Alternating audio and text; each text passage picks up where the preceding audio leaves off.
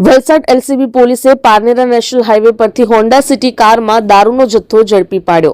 વલસાડ જિલ્લામાં પ્રોહિબિશનની પ્રવૃત્તિઓને નેસ્તનાબૂદ કરવા માટે જિલ્લા પોલીસ વડાની સૂચના મુજબ પોલીસ એક્શનમાં આવી છે। વલસાડ એલસીબીની ટીમે ચોક્કસ બાતમીના આધારે પારનેરા પાસે નેશનલ હાઈવે નંબર 48 પર વોચ ગોઠવી એક કારમાંથી વિદેશી દારૂનો જથ્થો ઝડપી પાડ્યો છે।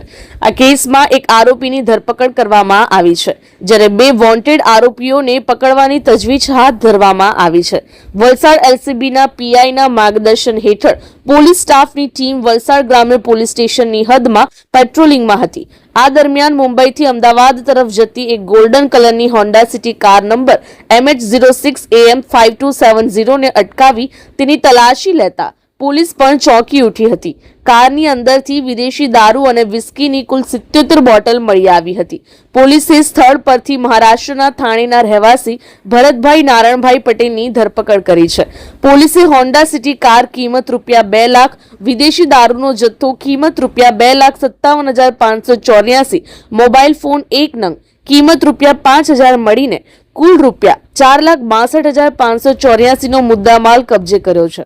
તપાસમાં સામે આવ્યું છે કે આ દારૂનો જથ્થો રાજકોટના કમલેશભાઈ અને નીરજભાઈ નામના વ્યક્તિઓએ મંગાવ્યો હતો, જેમને પોલીસે હાલ વોન્ટેડ જાહેર કર્યા છે। વલસાડ રૂરલ પોલીસે આ અંગે ગુનો નોંધી આગળની કાયદેસરની કાર્યવાહી હાથ ધરી છે।